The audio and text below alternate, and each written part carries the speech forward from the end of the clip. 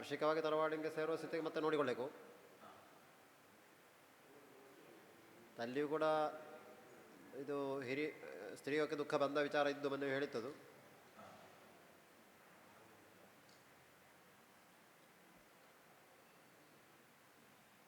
ಮತ್ತು ಈ ಮರಕ್ಕಿಣಿ ವಿಭಾಗ ಅದೇ ವಿಭಾಗಕ್ಕೆ ಸೇರಿದ್ದ? ಅದು ಬೇರೆ ಬೇರೆ ವಿಭಾಗ ಬೇರೆ.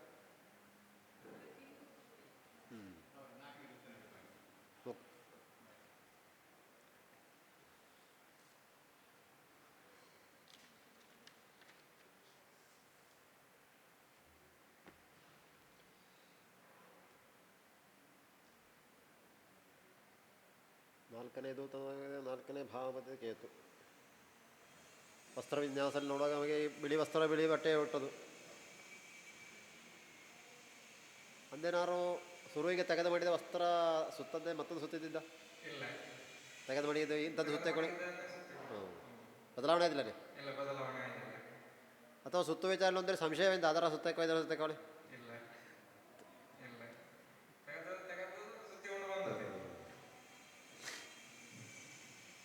ವಸ್ತ್ರಪತಿಯಾದ ಬುಧ ಏಕಾದಶಿ ಚೆಂಡಿತ್ತು. ಹಾಂ, ಚೆಂಡಿ ಅಲ್ಲ, ಅದು ಸುತ್ತುಗಳ ಚೆಂಡೆ. ಮತ್ತೆ ಮಳೆಗಾಲಲ್ಲಿ ಚೆಂಡೆಕ್ಕು. ಆದರೆ ಆರ್ದ್ರ ವಸ್ತ್ರ ಅಷ್ಟು ಒಳ್ಳೆದಲ್ಲ ಅಳಿ.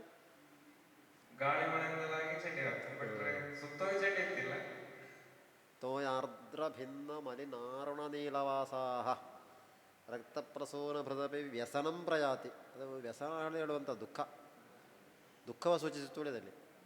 ತೋಯಾರ್ದ್ರ, ತೋಯ ಹೇಳಿದರೆ ಚಂಡಿಯಪ್ಪದು. ಆರ್ದ್ರ ಚಂಡಿ ವಸ್ತಾರ. ನೀರಿನಿಂದ ಚಂಡಿಯಪ್ಪದು ಉಳಿ. ತೋಯ ಹೇಳಿದ್ರೆ ನೀರಲ್ಲ. ತೋಯಾರ್ದ್ರ ನೀರಿನಿಂದ ಚಂಡಿಯಪ್ಪ ಅಂತ. ತೋಯಾರ್ದ್ರ ಭಿನ್ನ ಹೇಳಿದ್ರೆ ಹರಿದ ವಸ್ತ್ರ, ಹೊಟ್ಟೆ ವಸ್ತ್ರ. ಭಿನ್ನ ಮಲಿನವಾದಂಥದ್ದು ಹೇಳಿದರೆ ಹಿಂದಿನ ದಿನ ಹುಟ್ಟದ್ದರ ತೊಳೆಯದ್ದೇ ಸುತ್ತಿರೋದು ಮಲಿನ.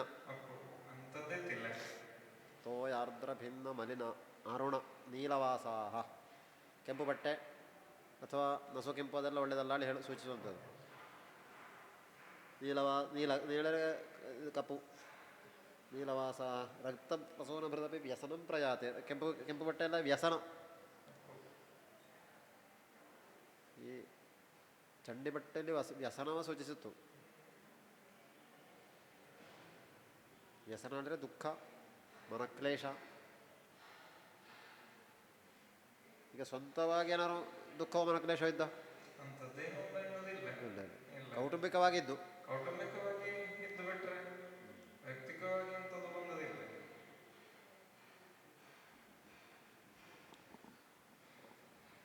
ರೋಗಿ ಕ್ಷತಾಂಗೋ ಗುಳಿಕೆ ತನುಸ್ಥೆ. ಮತ್ತು ಶರೀರಕ್ಕೆ ಏನಾದ್ರು ಗಾಯ ಇದೆ? ಗಾಯ ಸ್ಟಿಚ್ ಹಾಕಿದ್ದು?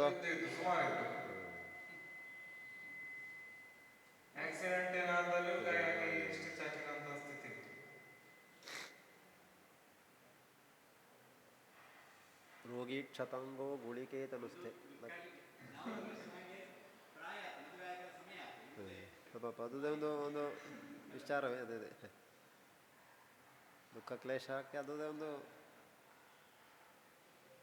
ಇಲ್ಲಿಗೆ 7ನೇ ಭಾವಾಧಿಪತಿಯಾದ ಗುರು ಉದಿಸಿದ ಕಾರಣ ಸಾಮಾನ್ಯನ 1 ವರ್ಷದೊಳಗೆ ವಿವಾಹಕ್ಕೆ ಯೋಗ ಇದ್ದು. 1 ವರ್ಷದೊಳಗೆ ಈಗ ಗುರು ಲಗ್ನದಲ್ಲಿ 7ನೇ ಭಾವಾಧಿಪತಿಯಾಗಿ ಉದಿಸಿದ ರಾಶಿ ಅದು. ಮಿಥುನ ರಾಶಿಗೆ ಸಪ್ತಮಾಧಿಪತಿಯಾಗಿ ಉದಿಸಿದ್ದು. ವಿವಾಹ ಮದನಾಲೋಕ ಭಾರ್ಯಾವರ್ತೃ ಸಮಾಗಮ ಶ್ರೇಯ ಸ್ತ್ರೀ ಸತ್ಮ ನಷ್ಟಾರ್ಥ ಮೈಥುನ 7ನೇ ಭಾವಾಪತಿ ಹೇಳುವಂತಾದ ಗುರು ಲಗ್ನದಲ್ಲಿ ಉದಿಸಿದ ಕಾರಣ ವಿವಾಹಕ್ಕೆ ಒಂದು ಅವಕಾಶ 1 ವರ್ಷದೊಳಗೆ ಯೋಗ ಇದ್ದು. ವಿಷ್ಣುವಿನ ಪ್ರಾರ್ಥನೆ ಮಾಡಬೇಕು ಪ್ರತ್ಯೇಕವಾಗಿ. ನಿಗಳ ಮೂಲದ ವಿಷ್ಣುಗೆ ಅಂದರೆ ಹೋಗಿ ಬರಬೇಕು. ಚೆನ್ನಕೇಶವ ಸನ್ನಿಧಿಗೆ ಮೊದಲು ಹೋಗಿ ಅಂದಲ್ಲಿ ಪ್ರಾರ್ಥನೆ ಮಾಡಿ ಮತ್ತೆ ಆದಷ್ಟು ಇಲ್ಲಿ ವಿಷ್ಣುವಿಗೆ ಆರಾಧನೆ ಮಾಡಿ. ಅದು ಒಳ್ಳೆ ಅನುಕೂಲಕ್ಕೂ ಹೇಳಿದರೆ ಗುರು ಅಲ್ಲಿ ಉದಿಸಿದ್ದು. ಸಪ್ತಮಾಧಿಪತಿಯಾಗಿ ಉದಿಸಿದ ಗುರುವಿಗೆ ಜೀವೋ ಮಹಾವಿಷ್ಣುವಿನ ಅನುಗ್ರಹ ಜಾಸ್ತಿ ಬೇಕು. ಕೌಟುಂಬಿಕ ಸಂಬಂಧವಾಗಿ ಮೂಲಲ್ಲಿ ಆರಾಧನೆ ಮಾಡಿಕೊಂಡಿದ್ದಂತಹ ವಿಷ್ಣು ಮತ್ತು ಕುಲದೇವರು ದೇವಿಯ ವಿಷಯಪ್ಪು. ಆದರೆ ಈ ಮಹಾವಿಷ್ಣು ಕೂಡ ಒಂದು ಅಭೇದ್ಯವಾಗಿ ಇಪ್ಪಂತಹ ದೇವರದು. ಅಲ್ಲಿನ ಪೂಜೆಯೋ ಅದರ ವ್ಯವಸ್ಥೆಯೋ ಈ ಕುಟುಂಬಕ್ಕೆ ಅಲ್ಲಿ ಮೂಲಲ್ಲಿ ಇತ್ತು. ಅಲ್ಲಿಗೊಂದರೆ ಹೋಗಿ ಬರಬೇಕು.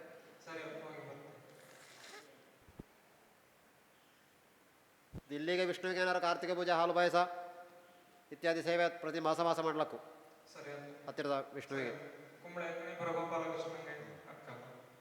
ಅಥವಾ ಇಲ್ಲಿ ಎಲ್ಲಿಯೋ ತೊಂದರೆಲ್ಲ ವಿಷ್ಣು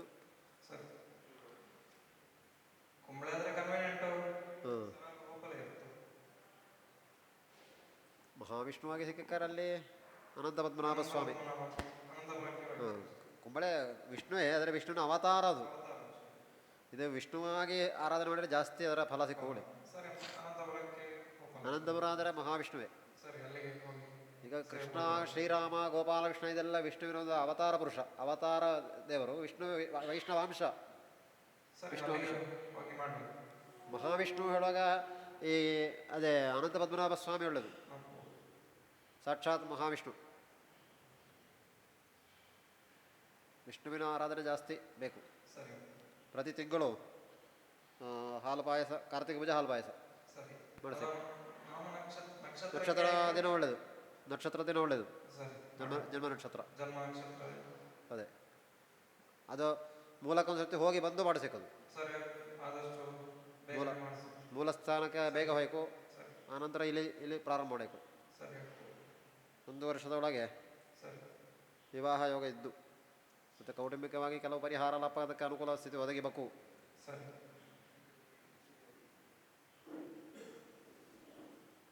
ಈ ಮೊದಲೊಂದತೆ ಸಾಮಾನ್ಯ ನೋಡಿ ಅಕ್ಕೂಳಿ ಆಗಿ ತಪ್ಪೇ ಇದೆ.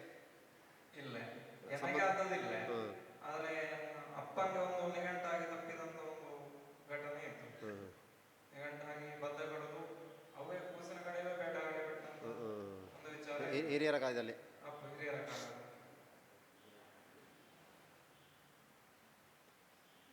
ಎರಡು ಕಡೆ ಹೋಗಿ ಬಂದು ಊಟ ಎಲ್ಲ ಬದ್ಧವೇ ಇದೆ, ನಿಶ್ಚಯ ಇದು ಹುಡುಗಿ ಕಡೆಯಿಂದ. ಅದರಲ್ಲಿ ನಮಗೆ ದೋಷ ಒಪ್ಪಲೇ ಇಲ್ಲ. ಹೇಳಿದರೆ ನಾವು ಬಿಟ್ಟರೆ ಮಾತ್ರ ದೋಷ ಒಪ್ಪೋದು. ಈಗ ಅವರ ಕಡೆಯಿಂದ ಬಿಟ್ಟರೆ ಅದು ನಮಗೆ ದೋಷ ಅಲ್ಲ.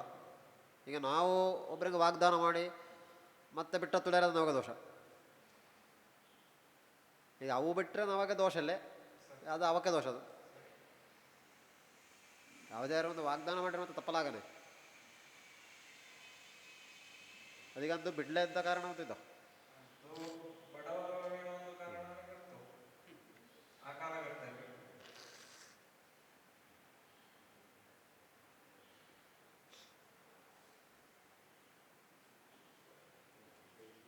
ಮತ್ತು ಈಗ ಈ 4ನೇ ದೂತನ ವಿವಾಹ ಸಂಬಂಧವಾಗಿ ವಿಷ್ಣುವಿನ ಮೂಲ ಸ್ಥಾನಕ್ಕೆ ಹೋಗಿ ಆರಾಧನೆ ಮಾಡಿ ಬಂದು ಇಲ್ಲಿ ಮಾಸ ವಿಷ್ಣುವಿಗೆ ಪ್ರಾರ್ಥನೆ ಕೊಡಿ.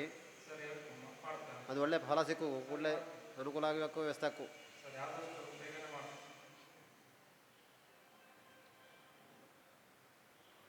ತೋಯಾರ್ದ್ರಭಿನ್ನ ಮಲಿನಾರುಣ ನೀಲವಾಸಾ ರಕ್ತಪ್ರಸೂನ ಮೃದಪಿ ವ್ಯಸನಂ ಪ್ರಯಾತಿ. ವ್ಯಸನ ದುಃಖ. ಕುಟುಂಬಸ್ಥಾನಲ್ಲೇ ಕುಜನು.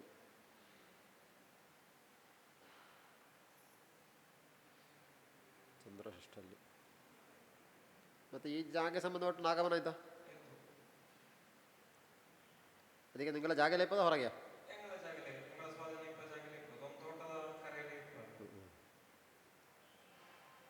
ಅಲ್ಲಿಗೆ ತಂಬಿಲೆಲ್ಲ ಕೊಡ್ತಾ ಇದ್ದಾನೆ.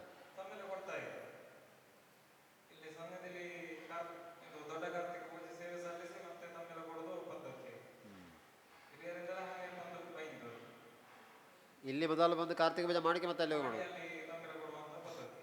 ಅದು ಯಾವ ಪರ್ವ? ದೀಪಾವಳಿಯೋ ಅಲ್ಲ? ಹಾಂ, ಪತನಾಜ.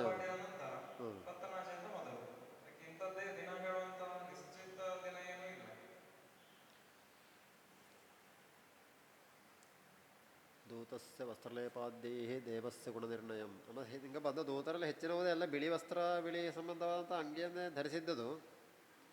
ಅದರ ದೇವಸ್ಯ ಗುಣನಿರ್ಣಯ ಹೇಳುವಾಗ ಸಾತ್ವಿಕ ಶ್ವೇತವರ್ಣ ಸ್ಯಾತ್.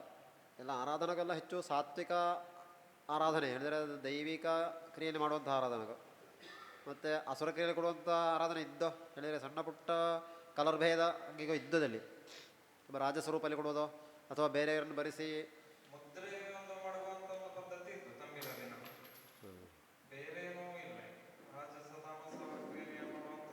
ಬಾಕಿ ಕುಟುಂಬದ ಈ ಮರುವಳ ಬಾಕಿ ಈಗ 4 ಜನ ದೂತಗಳಲ್ಲಿ ಇದೆ ವಸ್ತ್ರ ಎಲ್ಲ ಬಿಳಿ ವಸ್ತ್ರವೇ ಜಾಸ್ತಿ ಇದ್ದದು ಅಂಥದ್ದು ಕೆಲವು ಸಣ್ಣ ಪುಟ್ಟ ಕಲರ್ ಭೇದದ ಅಂಗಿಗೂ ಇದ್ದು ಅಂಗಿ ಹಾಕಿದ್ದಲ್ಲಿ ಅದಕ್ಕೆ ರಾಜಸ ಗುಣದ ಆರಾಧನೆ ಹೇಳುತ್ತು.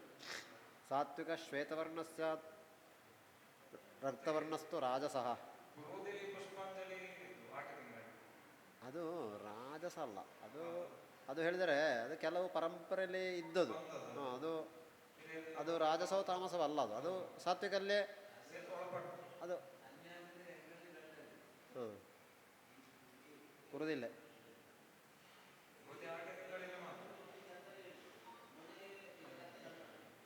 ರಕ್ತಚಂದನ ಚಂದನ ರಕ್ತಚಂದನ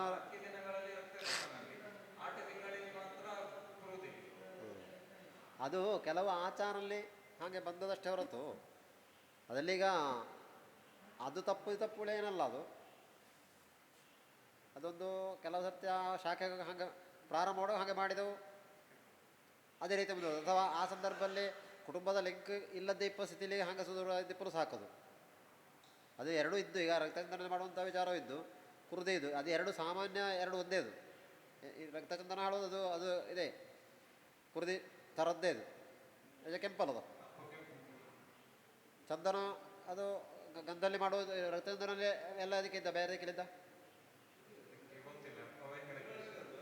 ಹಾಂ ಗಂಧ ರಕ್ತಗಂಧ ಚಂದನ ಅಲ್ಲ, ಬರೀ ಗಂಧ. ಬಾಕಿ ರಕ್ತಚಂದನ ವಾರ ಅಂತ ಹೇಳೋದು ರಕ್ತಚಂದನ. ಅದು ಯಾವಾಗ ಇದು ಆಟಿ ತಿಂಗಳಂತ ಅಲ್ಲ, ಅದು ಎಲ್ಲ ದುರ್ಗಾ ಪೂಜೆಗ ಹೊಡಾಡಿಕೆಗೆ. ಬಾಕಿ ಗಂಧ ತಿಂಗಳಲ್ಲಿ ಕುರುದಿ ಅದು.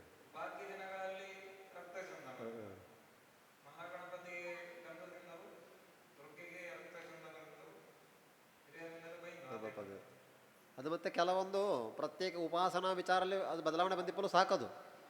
ಆದರೆ ರಕ್ತಚಂದನಕ್ಕೂ ಕುರುದಿಗೂ ಸಾಮ್ಯತೆ ಇದ್ದು ಅದು ಎರಡು ಕೆಂಪೆ. ಇದು ಎರಡು ಕೆಂಪೆ. ತರ್ಪಣ ಇದ್ದ ಕುರುದಿ ತರ್ಪಣ ಮುದ್ರೆಗೆ ಅದು ಅಲ್ಲ. ದುರ್ಗಾ ಪೂಜೆಗೆ ತರ್ಪಣ ಇಲ್ಲ. ಈಗ ರಕ್ತಚಂದನವುದೇ ಕುರುದಿ ಸಾಧಾರಣ ಎರಡು ಸಾಮ್ಯತೆ.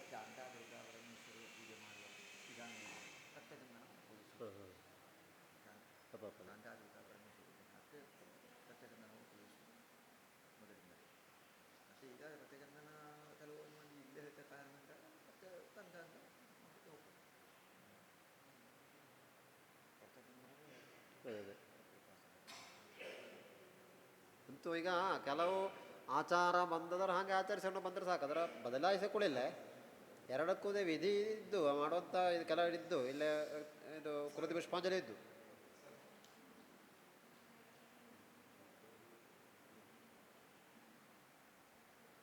ಸಾತ್ವಿಕ ಆರಾಧನೆ ಜಾಸ್ತಿ. ಈಗ ಬೇರೆ ವಿಭಾಗದ ಬಂದು ನಮ್ಮಲ್ಲಿ ತಮ್ಮೆಲ್ಲ ಮಾಡುವಂಥವನ ಯಾವುದಾದ್ರು ಇದ್ದ ಗುಳಿಗಂಗು ಮತ್ತೊಂದು ಹೇಳ್ತಾಗೆ. ಈಗ ಈ ಮರುಳ ಕುಟುಂಬದವರ ಕೈವಶದಲ್ಲಿ ಹಾಂ ಹಾಂ ಹಾಂ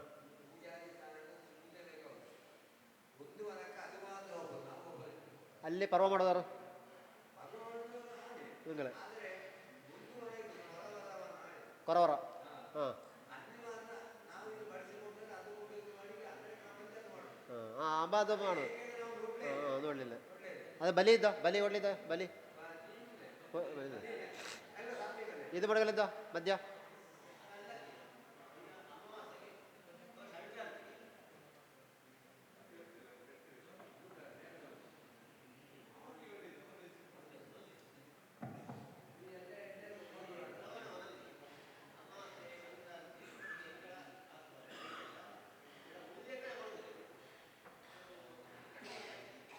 ಹಾಂ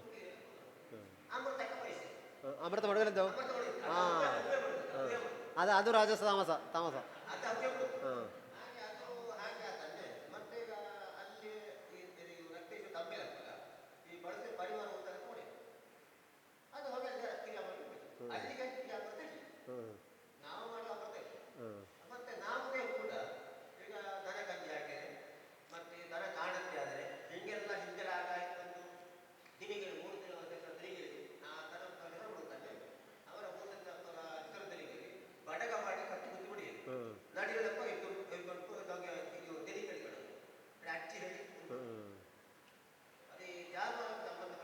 ಅದೇ ಕೊರವ ಕೆಲವು ಕಡೆ ಕೊರವ ಕೊರತ್ತಿ ಎರಡು ಇತ್ತು. ಕೊರವನ್ ಕೊರತ್ತಿ ಅದಕ್ಕೆ ಶಿಲೆ ಇದ್ದ ಕಲ್ಲಿದ್ದ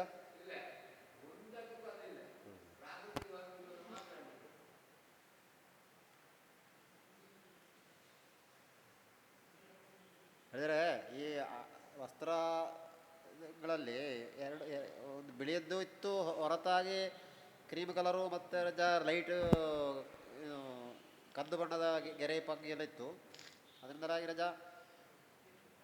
ಯಾವುದು ರಾಜಸ ತಾಮಸ ಆರಾಧನೆ ಕೂಡ ಇದ್ದು ನಮ್ಮ ಭೂಮಿಲಿ ಅನ್ನುವಂಥ ಸೂಚಿಸೋದು.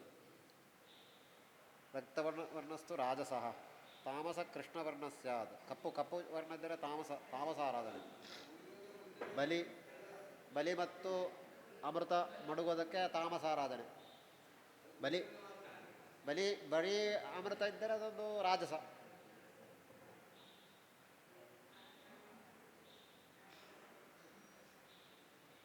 ತಾಮಸ ಸಾತ್ವಿಕ ರಾಜಸ ತಾಮಸ.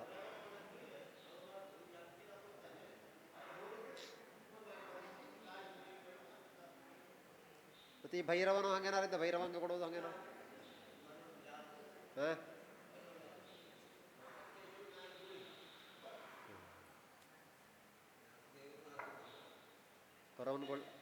ಕೊರವ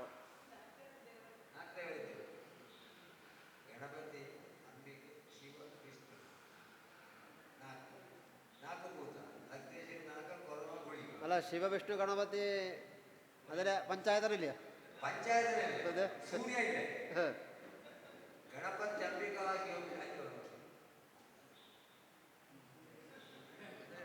ಗಣಪತಿ ಅಂಬಿಕಾ ಶಿವ ವಿಷ್ಣು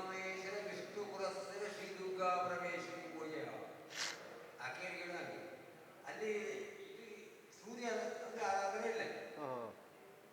ಐದಕ್ಕೆ ನಾಲ್ಕೇ ಆರಾಧನೆ. ಪಂಚಾಯತನಲ್ಲಿ 4 ಮಾತ್ರ. 4 ಇಲ್ಲಿ ಹಾಕಲ್ಲ, ಅಲ್ಲಿ ಸೂರ್ಯ ಇದ್ದ. ಪಂಚಬ್ರಹ್ಮರು ಸೇರಿ 5 ಆಯ್ಕು. ಪಂಚಾಯತನ ಅಥವಾ ಪಂಚಬ್ರಹ್ಮ 2 ರೂಪಲ್ಲಿದ್ರೆ ಹೇಳ್ತವು. ಪಂಚಾಯತನ ಪೂಜೆ ಅಥವಾ ಪಂಚಬ್ರಹ್ಮ ಪೂಜೆ. ಸೂರ್ಯ ಗಣಪತಿ ಅಂಬಿಕಾ ಶಿವ ವಿಷ್ಣು ಹೇಳಿದರೆ ಇದರಲ್ಲಿ ಪಂಚಾಯತನ ಪೂಜೆಯಲ್ಲಿ ನಮಗೆ ಆ ದೇವರು ಈ ದೇವರುಗಳ ಭೇದ ಇಲ್ಲ ಹೇಳಿ.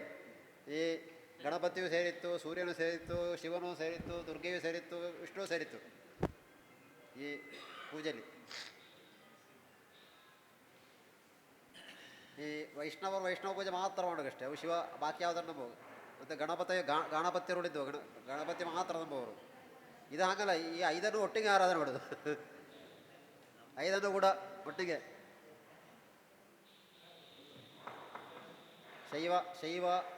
ಶೈವರು ಬೇರೆ, ಶೈವ ಪಂಥ, ವಿಷ್ಣು ಪಂಥ, ಶಾಕ್ತೆಯ ದೇವಿ ಇದು. ಅಮ್ಮ ಈ 4 ಮಾತ್ರ ಅದೇ 4 ಮಾತ್ರ ಆರಾಧನೆ ಹೆಂಗೆ ಬಂದದು?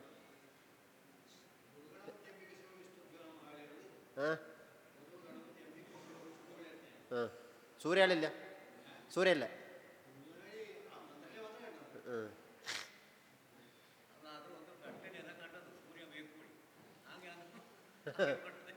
ಅಲ್ಲ, ಈಗ ಇವರಲ್ಲಿ 5 ಇದ್ದೊಳಿದು ಯಾರು ತಿಂಗಳ ಹಿರಿಮನೆ ಜಯರಾಮಣ್ಣ ಪಂಚಾಯತನವೇ. ಅಲ್ಲ, ಅದಷ್ಟೇ ರಾತ್ರಿಗೆ ಪಂಚಾಯತನ ಪೂಜೆ ಇಲ್ಲ, ಅದು ಹಗಲೇ. ಅದು ಅದು ಸಾಧಾರಣ ಅದೇ ರೀತಿ ವ್ಯವಸ್ಥೆ. ದುರ್ಗೆ ದುರ್ಗೆ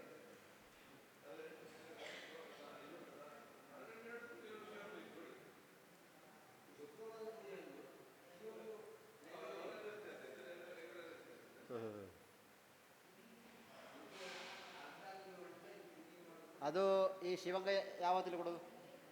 ಪ್ರತ್ಯೇಕ ಮಂಡಲಾಕರದ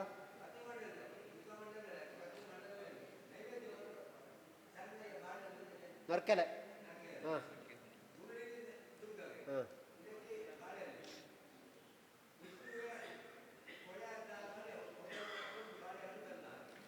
ವಿಷ್ಣುವಿಗೆ ಪ್ರತ್ಯೇಕ ಇದ್ದ, ವಿಷ್ಣುವಿಗೆ ಇದ್ದ.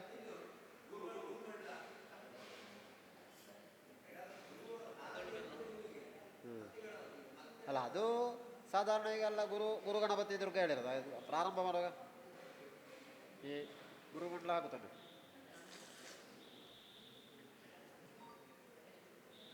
ಅಲ್ಲಂದರೆ ಶಿವಂಗಲಿ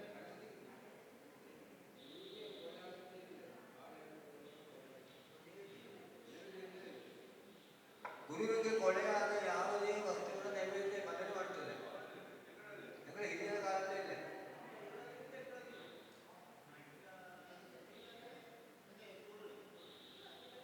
ಎಂತ ಹೇಳಿದ ಗೊತ್ತಿಲ್ಲ.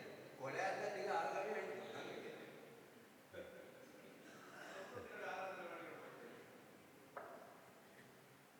ಅಂದರೆ ಸಾಧಾರಣ ಈಗ ದೇವರ ನಾವು ಪ್ರತಿಷ್ಠೆ ಮಾಡಿ ಅಲ್ಲ ಹಾಗಲ್ಲ, ದೇವರ ಆಹ್ವಾನ ಮಾಡಿ ಅಲ್ಲಿ ಸಮರ್ಪಣೆ ಮಾಡೋದು ಎಲ್ಲವನ್ನು ಎಲ್ಲ ದೇವರಿಗೆ ಸಮರ್ಪಣೆ ಮಾಡೋದ.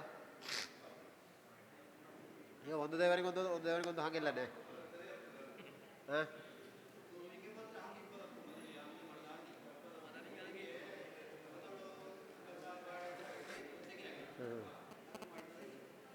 ಅಲ್ಲಿಗೆ ಅನ್ನ ನೈವೇದ್ಯ ಹೇಳಿ ನಾನು ಕಂಡಿದ್ದೇ ಇಲ್ಲ ಮಾಡಿದ್ದು ಹೇಳಿ, ಎಂಗಳಲ್ಲಿ ಕಂಡಿದ್ದಿಲ್ಲ ಹೇಳಿ. ಆದರೆ ಸಾಮಾನ್ಯರು ನಾವೊಂದು ಆವಾಹನೆ ಮಾಡಿದ ನಂತರ ಆರಾಧನೆ ಮಾಡಿ ಸಮರ್ಪಣೆ ಮಾಡುವಾಗ ಈಗ ಸಮರ್ಪಣೆ ಎಲ್ಲ ದೇವರಿಗೆ ಸಮಾನವಾಗಿ ಅಲ್ಲ ಮಾಡೋದು. ಅದರಲ್ಲಿ ಅಲ್ಲ, ಪ್ರತಿ ಮಂಡಲ ಎದುರಂಗುದೇ ಸಮರ್ಪಣೆ ಮಾಡುವಾಗ ನಿನಗೆ ಇಂಥದ್ದು ಒಳ್ಳೆ ಹೇಳಿಯೇ ಮಾಡೋದು. ಅಲ್ಲ, ನಾರಿಕೇಳಂ ಸಮರ್ಪಯಾಮಿ ಹೇಳಿಡ್ತು ಗುರುಮಂಡಲಕ್ಕೆ. ಆಚೆಗೆ ಮಹಾನೈವೇದ್ಯಂ ಎಂಥದ್ದು ಅನ್ನವನ್ನೇ ಹೇಳಿತ್ತಲ್ಲಿ, ಸಗುಡಂ ಹೇಳಿ ಹಾಗೆ ಹೇಳಿತ್ತು, ಬೆಲ್ಲ ಪಾಯಸವನ್ನೇ ಹೇಳಿತ್ತು. ಗಣಪತಿಗೂ ಅದರನ್ನೇ. ಈ ಗುರುಮಂಡಲ ಕಪ್ಪ ಮಾತ್ರ ಹೆಂಗ ಹಾಲು ಹೊದಳ ಬೆಲ್ಲವ ಬಾಳೆಹಣ್ಣು ಕಾಯಿಯ ಹಾಗೆ ಕೊಡೋದು, ಬೇಯಿಸಿ ಕೊಟ್ಟದೇ ಇಲ್ಲ. ಕಾಯಿ ತುಂಡು ಆಗ್ತದೆ, ಕಾಯಿಯ ತುಂಡುಗಳು ಆಗ್ತದೆ. ಅಂದರೆ ಬೇಯಿಸಿದ್ದೇ ಇಲ್ಲ ಗುರುವಿಗೆ. ಅಲ್ಲಿ ಚೆನ್ನಕೇಶವ ಟೆಂಪಲ್ಲಿ ದೊಡ್ಡ ಸೇವೆಗೆ ಹಸರು ಕಾಳಿಗೆ ಒಂದು ಏನೋ ಕೊಡೋದು. ಅನ್ನ ಅಲ್ಲ ಅದು, ಕೊಳೆ ಹತ್ರ ಅಲ್ಲ. ಅಲ್ಲಿ ಕೊಳೆ ಸಮರ್ಪಣೆ ಇಲ್ಲಿಯಾ? ಅಲ್ಲಿ ಎಲ್ಲ ಮೂಲಲ್ಲಿ ಮೂಲಲ್ಲಿ ವಿಷ್ಣುವಿಗೆ ನೈವೇದ್ಯ ಇದ್ದು ದೊಡ್ಡ ಸೇವೆ ಅಂದರೆ ಹೆಸರು ಕಾಳಿಗೆ ಮಾಡಿದ ಒಂದು ಎಂಥದೋ ಒಂದು ನೈವೇದ್ಯ, ಅನ್ನದಲ್ಲ. ಅದಕ್ಕೆ ಸೆಪರೇಟ್ ಅಲ್ಲಿ ಗುಟ್ಟಿಗೆ ಹೋಗ್ತೇನೆ ಅದರ ಮಾಡಲಿಕ್ಕೆ. ಅದು ಯಾವ ಎಲ್ಲ ದಿನ ಇಲ್ಲಿಯಾ? ಎಲ್ಲ ದಿನ ಇಲ್ಲ, ಎಲ್ಲ ದಿನ ಆಗುತ್ತಿಲ್ಲ ಅದು. ಅದೇ ಎಲ್ಲಾದ್ರೂ ಒಂದು ಹೋಗ್ತಿಲ್ಲ, ಎಲ್ಲಾದ್ರೆ ಕೊಟ್ಟು ಇದು ವಿಶೇಷ ಸೇವೆ ಇದೆ, ಇದು ನೋಡಿ ಅವುಗಳಿ ಅದನ್ನು ಗೊತ್ತಿಲ್ಲ.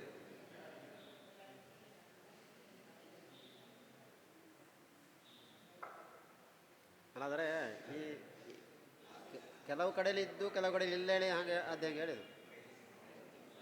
ಈಗ ಅಲ್ಲಿ ವಿಷ್ಣುವಿಗೆ ಇದು ಅನ್ನದ ನೈವೇದ್ಯ ಇದ್ದು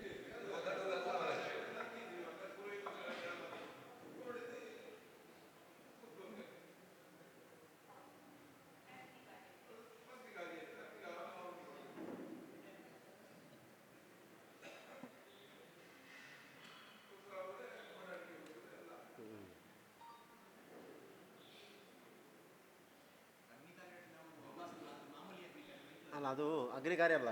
ಅಲ್ಲಿ ಈ ದುರ್ಗೆ ಪೂಜೆ ಮಾಡಿ ನೈವೇದ್ಯ ವಿಸರ್ಜನೆ ನಾಯಕರ ಮೊದಲು, ಈಗ ಗಣಪತಿ ದುರ್ಗೆ ನೈವೇದ್ಯ ಮಾಡಿದ ನಂತರ ನೈವೇದ್ಯ ವಿಸರ್ಜನೆ ನಾಯಕರ ಒಂದು ಸಣ್ಣ ಬಾಯಡ ಹೋಮ ಇತ್ತು. ಬಾಯಡಿಲ್ಲ ಎಂತೆಲ್ಲ ನೋಡು. ಹಾಂ, ಬಾಯಡಿಲ್ಲ ಇಂಗಳ ತಂದು ಶಾಕಲು ಹಾಕಿ ಈ ಮೂಲ ಅಂತರದ ಗಣಪತಿ ಇದ್ದು ದುರ್ಗೆಗೂ ಆಹುತಿ ಮೂರು ಆಹುತಿ ಅಲ್ಲದ ದುರ್ಗೆ ಮಾತ್ರ ಕೆಲವುಗಳೇ ಗಣಪತಿಗೂ ಇದ್ದು ಅದು ಅದು ಹೇಳಿದರೆ ಅಗ್ನಿದುರ್ಗೆ ಹೇಳೋ ಸಂಕಲ್ಪ ಅದು. ಈ ದೇವಿ ಅಗ್ನಿದುರ್ಗೆ ಅಲ್ಲ ಅಲ್ಲ ಅಲ್ಲ ಅದಲ್ಲ ಇದು. ಈಗ ಕೆಲವುದಕ್ಕೆ ತ್ರಿಕಾಲ ಪೂಜೆ ಮಾಡುವ ಕೆಲವುದಕ್ಕೆ ಚಂಡಿಕಾ ಹೋಮ ಸಣ್ಣ ಮಟ್ಟಿಗೆ ಇರ್ತು, ಕೆಲವುದಕ್ಕೆ ದೊಡ್ಡ ಮಟ್ಟಿಗೆ ಇರ್ತು. ಅದೆಲ್ಲ ಅದು ಆಚಾರ ಅದು ಕೆಲವರ್ತಿ ಪುರೋಹಿತರ ಮೂಲಕ ಅವರ ಇದು ಹಾಗೆ ಬಂದು ಹಾಗೆ ಇರ್ತು. ಕೆಲವು ಮನೆತನದ ಲೆಕ್ಕಲ್ಲಿ ಹಾಗೆ ಬಂದು ಹಾಗೆ ಬತ್ತು.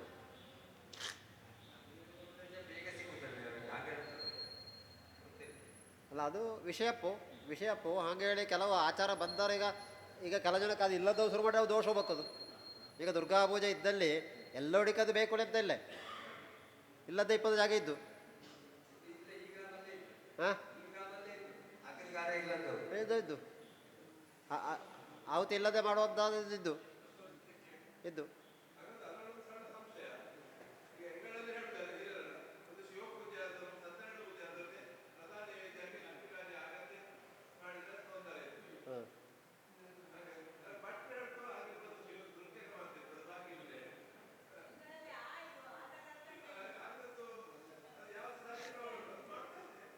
ಶಿವಪೂಜೆಗೂ ಇದ್ದು ಅದು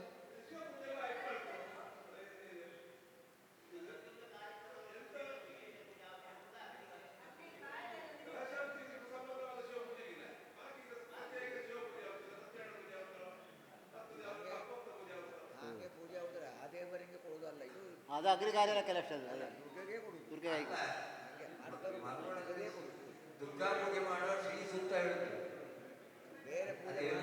ದುರ್ಗಾ ಪೂಜೆಗೆ ಶ್ರೀ ಸೂಕ್ತ ಬೇಕದು, ದುರ್ಗಾ ಪೂಜೆಗಲ್ಲ ಹೇಳಕ್ಕು. ಈಗ ಶ್ರೀ ಸೂಕ್ತ ದೇವಿಗೆ ದುರ್ಗಾ ಪೂಜೆ ಮಾಡಿ ಯಾರಿಗೂ ಎಲ್ಲಿ ಹೇಳಕ್ಕು ದುರ್ಗಾ ಸೂಕ್ತ ಶ್ರೀ ಸೂಕ್ತ ದೇವಿದೆ ಅದು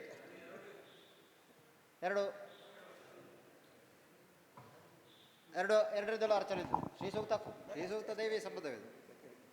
ಅದು ಲಕ್ಷ್ಮಿ ಅಲ್ಲದೋ ಶ್ರೀ ಸೂಕ್ತ ಲಕ್ಷ್ಮಿ ಮಹಾಲಕ್ಷ್ಮಿ ಅದೇ ಮಹಾಲಕ್ಷ್ಮಿ ಅದು.